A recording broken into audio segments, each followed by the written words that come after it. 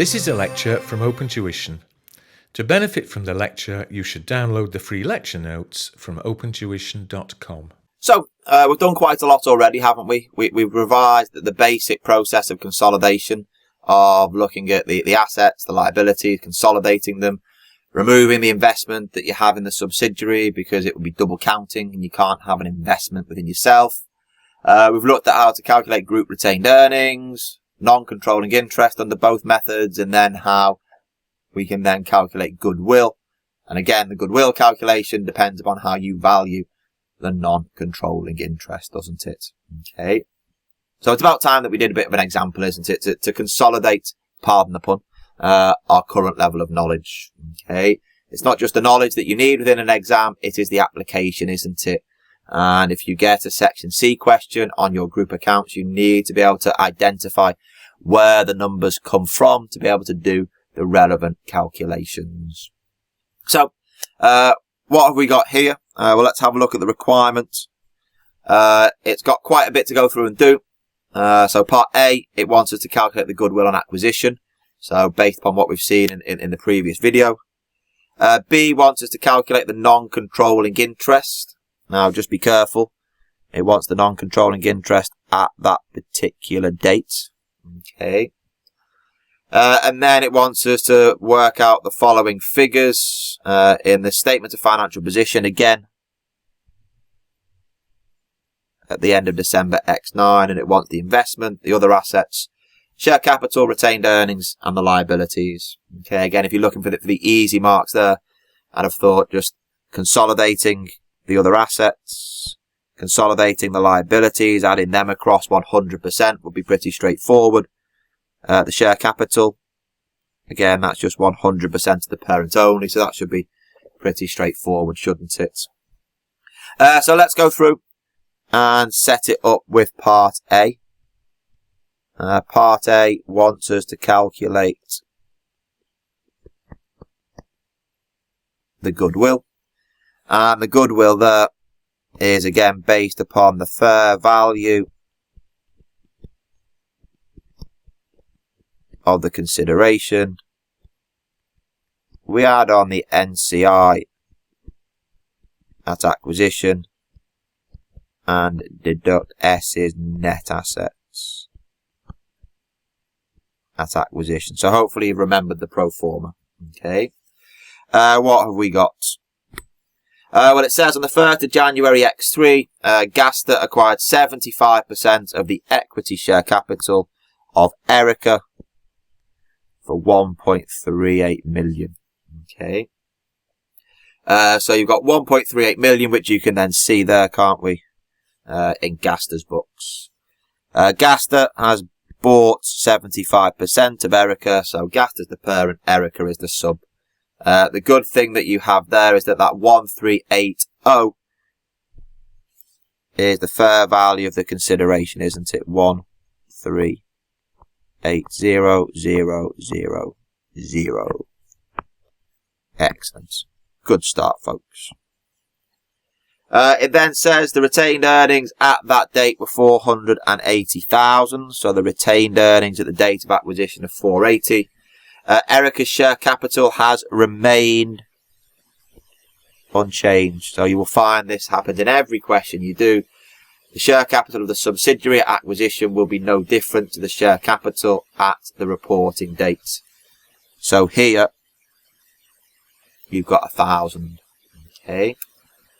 So that's at the reporting date of the end of December X9. The share capital will have been the same on the acquisition date on the 1st of January X3. It will never move. It might do in the real world. Worry about that later on. Okay. So what we've got then is to work out the net assets at the date of acquisition. You've got, was it 1,000 as the share capital and 480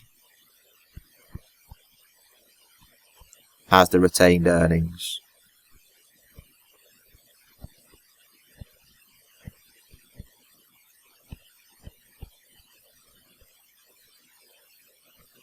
If I total that up, does that give me 1, 4,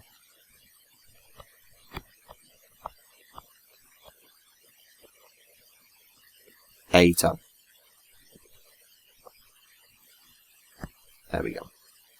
The net asset at acquisition, well, we've gone through, I think, did we buy 75%?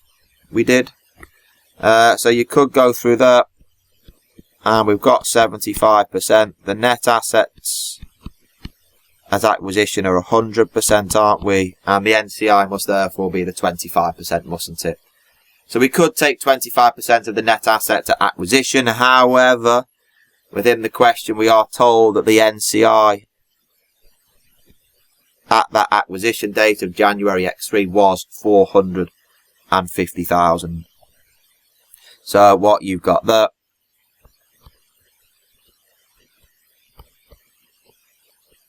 is the 450,000.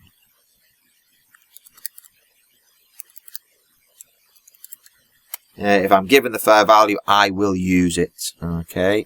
It would, in an exam question, state it or make it fairly obvious that that is what you are to use. Okay. If you're given the fair value, use it. If you're not, then go through there and use the proportionate share. So here, NCI acquisition.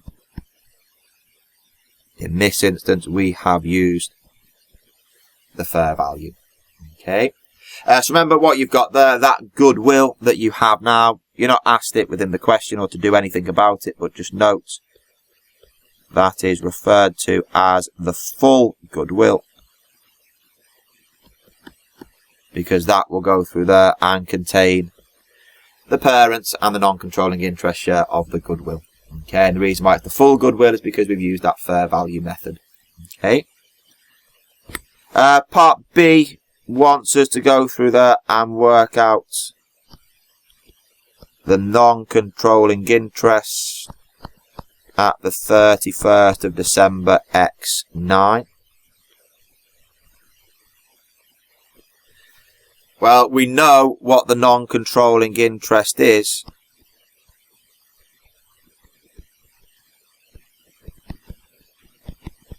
At the date of acquisition, don't we? We've gone through there.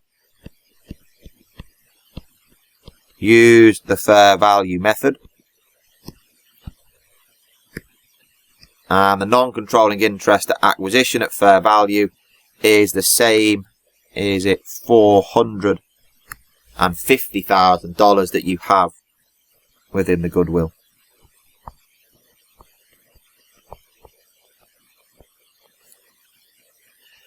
What then happens if that's what the non-controlling interest is at acquisition, that's what the NCI own. Remember when we're looking at ownership that the parent owns its share of the post-acquisition profits in S, and the non-controlling interest must therefore own their share of the post-acquisition profits. So we need to look at the non-controlling interest share of S's post-acquisition figure. Okay. So here, the NCI share is 25%. S's post-acquisition retained earnings. Well, here we were told, was it that the retained earnings at the date of acquisition were 480, and then the retained earnings at year end are there at 660. So if I take the 660 less the 480,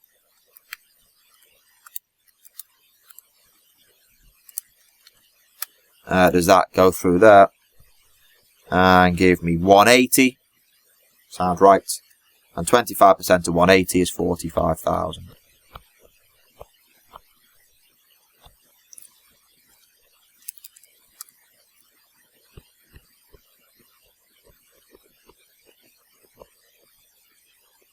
There we go.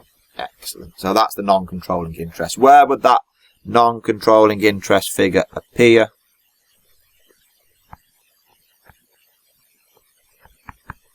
That NCI would be an equity balance, wouldn't it? Okay. Brilliant. Everybody happy with where we are so far? If not, just stop, go back, rework it, and make sure that you can calculate those figures. Okay. So we've done part A. we've done part B. We then need to work out the investment, other assets, share capital, retained earnings, liabilities. Well, let's get some of the easier marks that you've got there. We don't need to perform the consolidation, but if you're looking at the equity share capital, remember it's 100% of the parent only. So is that there is 2 million. So share capital will be there as 2 million, being 100% of the parent, because that's who we're reporting to, and that is what they own, isn't it? Okay. The other assets, the liabilities. Well, again, we're going to consolidate 100% the assets, 100% the liabilities. So there, 4,500 plus 2,400 is that 6,900. And then when you add across the liabilities,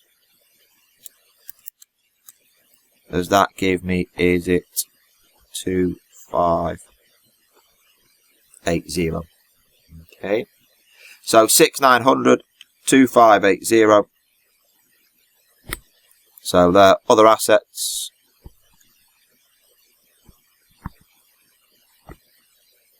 6,900.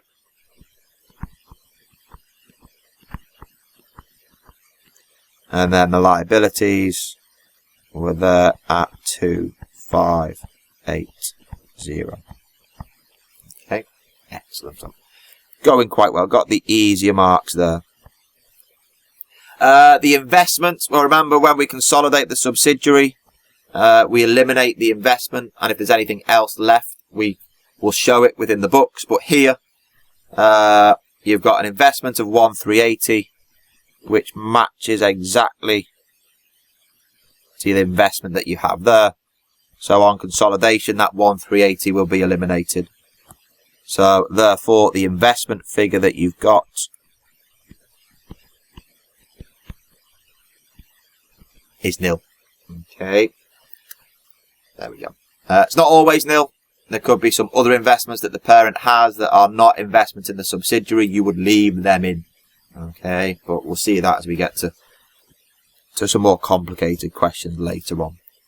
And then part 4, the retained earnings. So what you've got there is that we're looking at the group retained earnings. So remember, that's looking at 100% of the parent. And then we add on P share of S's post-acquisition. Okay. Well, I think we've already worked out S's post-acquisition retained earnings. So we know that P share is 75%. If you go back to the non-controlling interest calculation, 660 less the 480.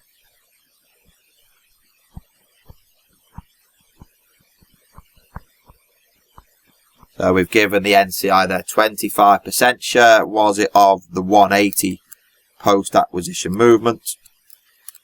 Yes, it was 180.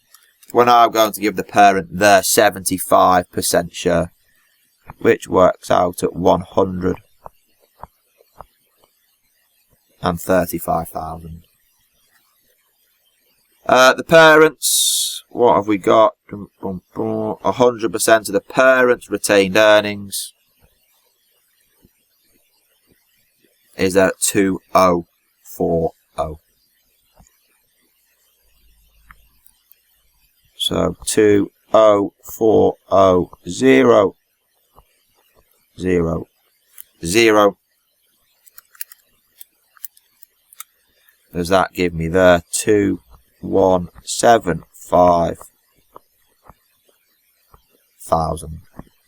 Okay, so that there will be my group retained earnings. Again, that group retained earnings will go there within equity. Okay.